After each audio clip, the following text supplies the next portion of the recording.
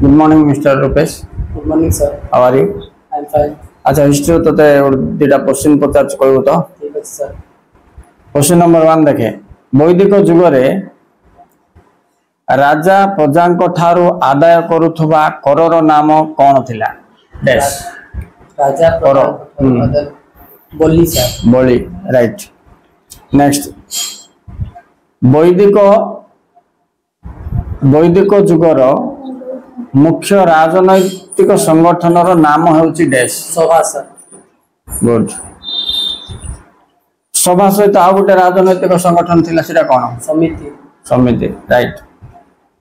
Next question वैदिक जुगर जनप्रिय राजनैतिक संगठन कोटा बोले कोन लिखबो? सर समिति का। हां मुख्य राजनैतिक संगठन बोले सभा, जनप्रिय बोल गायला बोले समिति। ओके